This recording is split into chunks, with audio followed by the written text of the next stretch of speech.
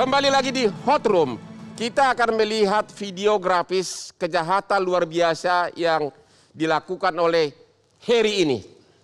Video berikut ini. Mencuci otak para korban.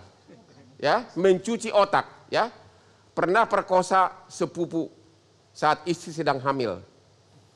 Terus mengintimidasi korban. 9 anak lahir dari para korban. Dan juga merayu korban dengan kata-kata manipulatif. Ya.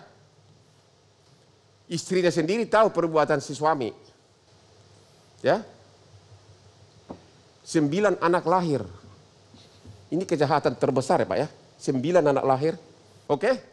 Oke, saya akan bertanya kepada Ibu Livia dari LPSK. Karena LPSK adalah yang instansi yang terlibat langsung menangani para korban. Ya. Boleh diceritakan bagaimana si pelaku ini mencuci otak dan juga kata-kata manipulatifnya. Apa pengakuan korban kepada LPSK? Apakah mereka ada kata-kata tadi dicuci otaknya, kemudian kata-kata manipulatif. Karena kalau pemerkosaan kan secara fisik dipaksa diperkosa. Ya, tapi ini kan anak-anak Bang, ini kan anak-anak. Ya, anak-anak, itu kan sebenarnya. Yang saya tanya, apa cerita para korban kepada LPSK? Itu saya tanya. Gimana cara manipulasi? Apakah dia sehebat Hotman merayu gitu loh? Oke, jadi kan ini kemudian anak-anak ini kan semuanya kan berusia di bawah 18 tahun. Ya. Jadi itu semua kemudian mereka itu pertama diajak untuk bersekolah di pesantren ini dengan iming-iming bahwa gratis. Pendidikan gratis dan kepada orang tua itu kan buat mereka yang kemudian sosial ekonominya menengah ke bawah begitu, itu kan juga sesuatu yang jadi kebanggaan. Ya, supaya mereka anak-anak mereka sekolah, jadi bisa membayangkan bagaimana anak-anak ini orang tua juga itu diajak supaya anak-anak ini gratis, padahal sebenarnya akhirnya tidak gratis. Oke, terus apa yang dijanjikan oleh si pelaku ini kepada korban akhirnya mau ditidurin? Ya itu kan ya ada pemaksaan dong Bang, pemaksaan dari sini dengan bujuk rayu, kalau misalnya itu nanti kamu disekolahkan dan sebagainya. Dan ini karena anak-anak itu ya tentu saja mereka ini ada masalah relasi kuasa juga Bang. Bayangkan kalau gurunya, ini kan gurunya, pemilik pesantren itu menyampaikan hal-hal tersebut. Ya tentu saja mereka kemudian ya sangat percayalah begitu kepada ini, dan relasi kuasanya itu yang menurut saya perlu menjadi suatu highlight. Kenapa anak-anak ini kemudian menjadi percaya. Gimana sekarang nasib korban ini dan juga nasib anak yang dilahirkan? Nah itu yang harus kita pikirkan. Tapi udah pulang ke rumah orang tua masing-masing? Sudah, dan mereka sebagian besar sudah bersekolah. Kemudian yang kita harus pastikan bahwa mereka itu terus bersekolah. Dan itu masalah restitusi, di dalam penghitungan restitusi dari tim LPSK, kami juga memastikan bahwa hak untuk meneruskan pendidikan ini juga bisa dilaksanakan. Jadi tadi kita mendengar bahwa ada aset yang akan dilelang. Nah itu kalau bisa dipastikan dulu, itu semua kebutuhan anak-anak yang menjadi korban dan kemudian anak-anak yang dilahirkan akibat dari tindak pidana tersebut dapat terpenuhi dulu Bang. Yang bayar siapa nanti? Nah itu dari aset itu misalnya, dari aset itu semuanya sebelum itu masuk ke negara, tadi kan disampaikan kepada, tadi kan Pak Kajati juga menyampaikan bahwa itu dilelang dan kemudian masuk ke negara. Tapi sebelum masuk ke negara menurut saya itu penting untuk memastikan semua korban itu dapat meneruskan sekolah. Yang bayarin siapa? Kalau bisa dari si aset yang dilelang ini. Kan lelang kan putusan PK kan lama, sampai eksekusi bisa 2 tahun 3 tahun lagi.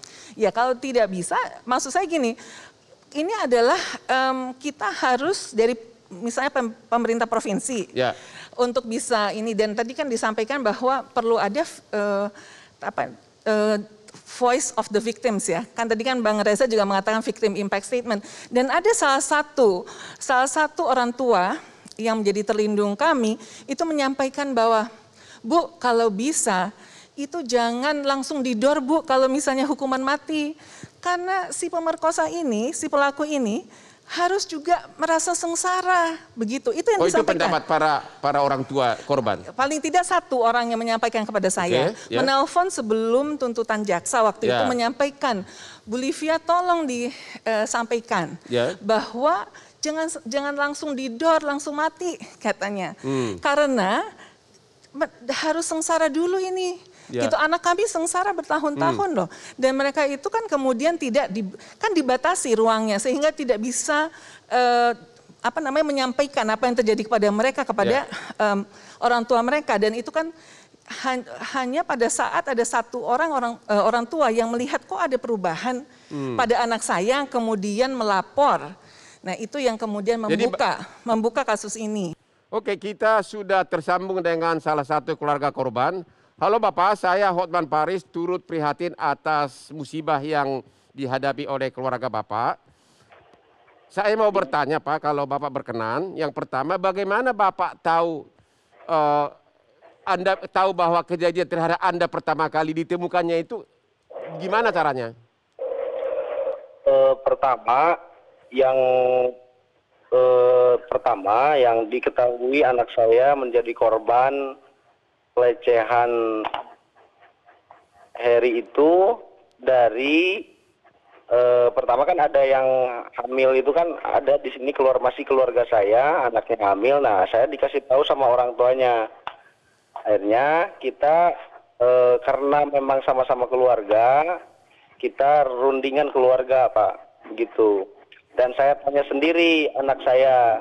Setelah saya mengetahui anak keluarga saya itu menjadi korban, akhirnya saya pulang ke rumah, saya tanya anak saya, ternyata anak saya juga jadi korban. Itu awalnya, Pak. Oh, jadi ada dua korban yang terkait keluarga Bapak. Satu saudara Bapak yang sudah hamil, dan kemudian karena ketahuan hamil, kemudian Bapak curiga dan bertanya kepada putri Bapak, dan akhirnya dia mengaku bahwa dia juga korban. Iya, Pak. Ada 4, Pak. Ada berapa? Ada 4. 4 orang maksudnya dari keluarga Bapak atau teman-temannya? Yang 2 keluarga saya, yang 2 keluarga saya, yang 1 tetangga. Tetangga? Iya. Dari 4 ini yang hamil berapa orang?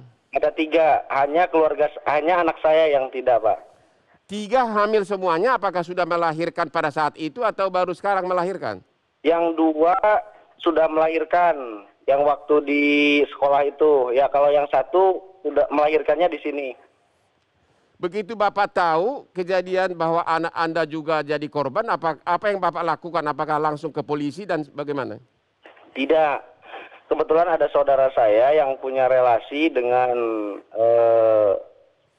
LBH SPP. Nah, jadi dia yang mengarahkan saya untuk minta bantuan hukum ke LBH SPP. Dan akhirnya Bapak lapor ke polisi? Iya, dan akhirnya saya dan keluarga berangkat komunikasi dengan Pak Yudi Kurnia LBH SPP, dan dia yang membawa saya untuk ke Kapolda, melapor ke Kapolda. Apakah Bapak bertanya kepada putri Bapak, apakah memang dia dipaksa oleh pelaku atau dibujuk rayu atau dibohongin? Apa yang terjadi? Pengakuan putri Bapak gimana? Berdasarkan pengakuan putri saya itu ya bujukan, ya tipuan, begitu Pak. Diiming-iming gitu, kamu mau sekolah kemana apa segala macam kayak gitu. Oh, dibujuk rayu dengan janji-janji, oh begitu? Iya, dengan janji-janji begitu. Dan yang ada perasaan yang dirasakan oleh anak saya itu ada perasaan aneh juga, karena apa? Anak saya itu sadar betul bahwa ini adalah bukan sesuatu yang dia harapkan, begitu ya Pak ya. Tapi anak saya itu nggak bisa untuk berontak, Pak.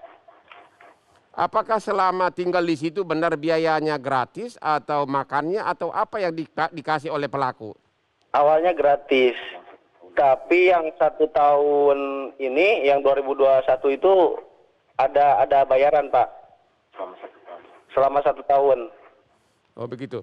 Kemudian ini kasus jaksa sudah menuntut hukuman mati dan kebiri. Apa tanggapan Anda terhadap tuntutan jaksa? Apakah Bapak setuju? Sangat setuju, karena gini, saya anggap ini jaksa sudah mewakili perasaan kami, Pak, selaku orang tua korban. Sangat setuju ya? Iya, sangat setuju, Pak. Sekarang keadaan putri Bapak bagaimana keadaannya? Alhamdulillah sekarang dia sudah berangsur baik ya. Bahkan anak saya sudah mulai sekolah lagi, Pak, sekarang. Dan dia diterima oleh masyarakat di sekolah? Alhamdulillah diterima, Pak. Alhamdulillah diterima. Apa harapan Bapak? Apa harapan Bapak berikutnya agar jangan terulang lagi seperti ini? Harapan saya ya mungkin saya lebih hati-hati gitu ya selaku orang tua. Terus ini jadi pelajaran betul buat saya. Terus yang kedua ya tadi anak saya nggak mau putus sekolah lagi, Pak. Apakah Bapak berharap agar Pemda atau pemerintah benar-benar memperhatikan masa depan putri Anda dengan memberikan bantuan biaya? Saya kira memang seharusnya pemerintah campur tangan untuk membiayai para korban ini, begitu Pak. Karena kalau memang semuanya diserahkan pada saya, mungkin saya akan menyekolahkan sekemampuan saya. Tapi yang saya harapkan ya tadi, anak saya dapat keadilan sampai masa depannya nanti. Oke Pak, kami prihatin atas nasib putri Bapak. Ya, dan mudah-mudahan keadilan akan segera ditegakkan. Terima kasih Pak. Terima kasih Bapak atas kesediaan Bapak di wawancara. Amin. Makasih Bapak. Terima kasih. Yuk. Oke, kita akan istirahat dan ketemu lagi sesudah jeda berikut ini. Tetap di Hot Room.